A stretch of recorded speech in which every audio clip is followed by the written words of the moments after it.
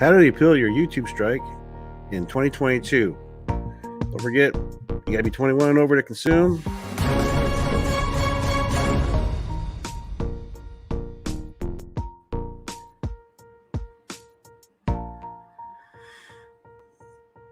Welcome to the bonus episode. Let's bring on the Mullet Man. Welcome. I'm the Mullet Man, and I am here to talk to you about how to appeal YouTube community standard guideline strikes in 2022. As a co-host of a cannabis-centric channel, we know a lot about YouTube strikes. And Miggy, why don't you tell them about how you got a YouTube strike and then reversed it just a couple of days ago? But first, YouTube law requires me to say likes and subscribes. We're going to make this the most vanilla video out there so you can repost, share it. I'm gonna keep my best to say words that I shouldn't. That's because the algorithm, man, that's what flags things. And so that's what happened to us. 2 days ago. 2 days ago for a 3-year-old video. So you might be just hanging out there with 3-year-old videos, and then you check your email, and bing, you can't post for a week. That's right. I mean, luckily, this hurts you as far as like your business goes, right? For revenue. If I was a social media influencer per se, like these people have, there's people out there who have legit jobs, like promoting other people's brands and whatnot. Mm-hmm. And I think it's like our duty to like kind of like help people out and make a stance at that. So we did our video got overturned, or I appealed it. You removed the community guideline strike. And so he appealed the community guideline strike, and it was removed. They can be done. Now, that's one of the things. So yeah, you have the opportunity to appeal the community guideline strikes. And in our area of what we do, like we explain cannabis legalization news with mullets. And then also we make sure that we talk about how the licensing structures work and how you can apply for a license, which of course can sometimes be a big no-no. For example, we have these cool little bumpers that we do. When was the last time we used this bumper? Check this out.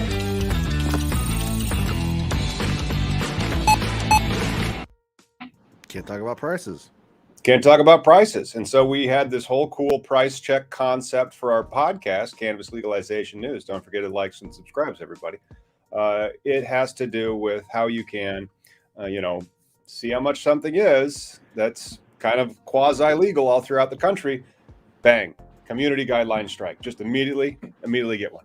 Well, let's be honest. We're grown men who talk a certain way, but we are also in accordance with our laws. We are law-abiding citizens. Like myself, like I got the mouth of a sailor, but then, that's not enough to like ban me from the party. If you read about YouTube's community guidelines, they will actually mention how cursing is not something that's going to lead to a particular type of strike. However, if you're doing things, and ours was labeled dangerous or harmful behavior, I believe, and it was a kind of a parody that Miggy did 2 years ago now, maybe at least a year ago, regarding scams and cannabis seeds online, and how you shouldn't fall for it, more or less.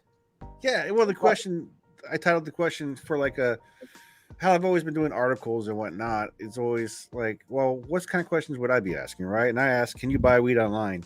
And in the video, in the first 2 sentences, I say no, and perhaps the word HEW hockey sticks is too much, but I said, and HEW hockey sticks, no. So no, and like, what the heck?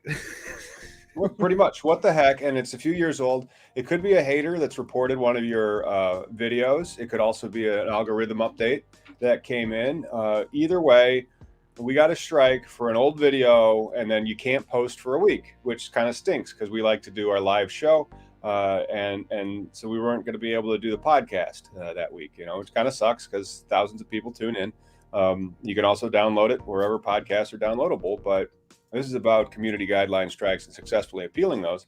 So, Miggy, how did you go about successfully appealing it? So actually, I did a video, and when I did this video, it was actually live when I recorded it. I wasn't sure where I was going to post it because I didn't think our main channel, this channel with 35K subs, was going to let me post it there. So I was like, well, let me just it's always about me getting the message out. To me, it's always about like, as long as, you know, I'm not going to stand for it. So here I actually did a video where I go through here. It tells you about you've been flagged. And so you can actually review your video and watch. And I watched the whole thing with everybody, or whoever watched it with me. Thanks for hanging. And then, so let me get to the end over here. After the whole video, a little exception here, me watching the video and me watching the video and me. Let's see. It shows me I'm just talking, blah, blah, blah. But at the end of all this, I do make a statement, and that's how I contested it. It said I'm in violation of the community guidelines. And I think obviously going through the video, watching it, you know, because the algorithm knows, okay, he went through the whole video, they went through the whole video, or somebody just like, it's like when you click at the end of the terms and agreements, you know, they'll know if you didn't scroll. And Right. then if you scroll down, then it knows, like, okay, you read everything, so you're now. Yeah, right. Okay. If they really did that, they would have a counter on that little loop that they've programmed to say, like, you just scroll down. There's no way you read 46 pages in a second. Whatever, you know. It's all legalese. That's the Yeah. thing, right? Like, nobody wants to go through it. And that's what the community guideline strikes really are. It's YouTube trying to, you know, patrol its own pipes so that it can't get befallen by that one regulation, so that nobody's really responsible for, or the YouTube isn't responsible for what its users publish on its platform. Anyway, so the way that he got around the strike was he showed them how he was in compliance with it. And sometimes you can also point to other videos that were doing it. And so that consistency of the strikes and having them be appealed is important. But this is our first successful appeal. Yeah. So far, it's just been, no, it's about weed. Sorry. The irony too, though, you know, and I didn't realize, because this, for the main channel, for those who don't know, Tom is the main investor and creator of all this stuff, and I'm just a guy that helps out and with content and build up and whatever. So you got the initial, hey, we were flagged 2 years ago. It was just a flag for 2 years ago, and then that got that when you contested it, that got denied. And so, you know, we were technically had a flag for one flag already. And then for whatever reason, 2 years later, because we didn't take it down or whatever, it got the actual violation check, which was not. Right. And so here's the moment when I submit the thing. Let me see if can you hear me? I want to appeal. So here goes. I want to appeal. So I clicked yes. I want to appeal. Then here's where I make my statement. Always make a statement. I can't make it bigger, but you know, you can't just say I'm right. I went through and let's see if I talk about what I write, because it's too small for me to read even on my screen. But I believe I wrote this video is not in violation. In this video, I advise against doing something illegal, not the other way around. I had to reinforce the fact that I'm advising against something illegal. Like, we're common sense based here, you know, and that's how I know Tom. You know, Tom, you know, the years of activism, you know, there's plenty of wackadoos out there, but we also are just and hucksters. Don't forget the hucksters. Yes, they're going to take your money and they're at the next trade show. They don't come back to the next trade show after that. They burn out a city. They find the next trade show. You could hit the same city 4 times. There's so many trade shows in this industry. Well, there's also people with a lot of hopes and dreams, right? This is still a industry that gives average citizens hopes that they can get that generational wealth. A cannabis, I can get that green rush, I can get that money, I should get in on this. This is a big business. Like, that kind of greed and American entrepreneurial optimism is very thick in the weeds industry.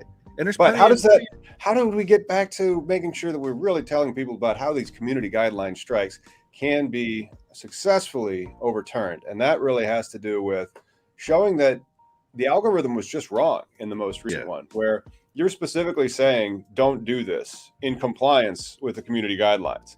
And so if you can also say, like, your algorithm tripped up here, I'm not sure why. I mean, if you actually watch it, you'll see us say, don't say this. But then, you know, the reason why YouTube, with their community guideline strike and warnings, so everybody usually gets a warning pretty quick. And then you already have one. So the next one's just a strike. And then if you get a strike, then you're paused for a week. The worst egregious thing that they did to us was we were paused for a week. While we were paused for a week, they gave us another strike. So then we were paused for 2 weeks. And if you get one more strike, then they delete your channel. But in our industry, they just delete your channel. And so Yeah. that's there's a whole different side YouTube called WeedTube arising out of community guideline strikes being so egregious, according to them, that they were literally deleted from the channel. And then they created their own YouTube. Which is a very successful website going on right now, app. It's also an app.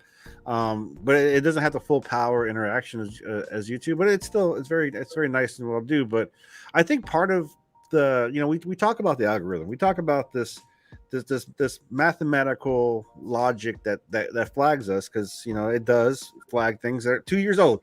Guaranteed there's nobody sitting in the YouTube offices going through all the old videos and checking. So I think part of that conversation that needs to be had is we talk about the Section 230, right, with social medias, because what Section 230 is, that's the thing that prevents the websites from being liable for us posting content, right? That's the thing that I never understood why, but during the last administration, they were adamant on revoking it, and it would have just made it everybody liable. Like if you put something online and say something, for the most part, you can skirt around it.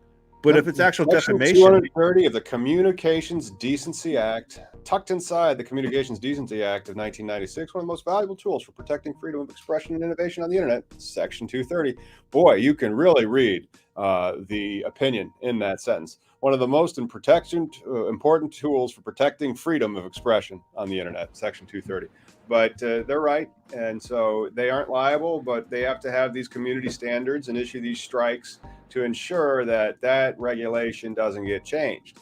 So they're self-regulating. YouTube's not trying to censor us. Their algorithm is just, we're just hitting every branch on the ugly tree as we fall down it, because seriously, yes. Talk about, yeah. But to the point of Section 230 and WeedTube, right? So if cannabis legalization, if it's such a horrible bad thing that cannot be spoken of or be taught, right? Why is there a whole channel now made for it, right? There is no murder tube. There's no meth tube. There's Pornhub. I'm sure there's a porn tube. But then again, that would also violate their community standards. And so if you want to do it somewhere else is their point. But if we're trying to change legislative policy and keep the industry in compliance and provide information regarding how you can change the law and why it's wrong, and then the algorithm is getting in the way of that, it really is impeding political speech and free speech to the extent that might be why cannabis is still illegal. Is because guaranteed. Of the YouTube algorithms, or not Section 230, but these algorithms like in Facebook. And so we can go to our Facebook page, which you can't find. We'll tell people how to go to our Facebook page. It's facebook.com/freethc. But you have to kind of do that. You can't go find our page unless somebody's sharing one of Miggy's dank memes. And if you want to go get dank memes, go follow Mullet Man and Miggy and I over at Marijuana Prohibition is Unconstitutional. And so it's just facebook.com/freethc. That algorithm's also quite bad, but hey man, these are your speech rights, and that's how you can also appeal successfully a YouTube community guideline strike. If you want more, hit us up. Yeah, and maybe hopefully even winning these little tiny wins kind of help the algorithm learn, right? Help the machine learning go, okay, maybe not all cannabis things are flagged or bad, right? Maybe it gets a little bit of learning out of it. Let's hope so. And if you want a little bit of learning, don't forget to hit them likes and subscribe, and tune into our Sunday show when we have guests. Miggy, do you have anything else to add regarding all the information that we've been able to share our audience with how to remove community guideline strikes from your YouTube channel? Really, it's all about coming back to them with the evidence, and not, when you write your thing, don't make it a passionate out of heart, make it a logical, this is why it's not wrong, why are you wrong? Why I was flagged, right? Especially for something so old. And it's easy to I'm in a legal state. I don't how do you fight AI? It's a hard, big question. But it is. But thanks so much for tuning in, especially for all those members that have joined the channel and helped. And check out our channel. If the only way that you came by this was through SEO, Googling how to appeal, or YouTube, community guideline strike in 2022. See you next time, everybody. Like,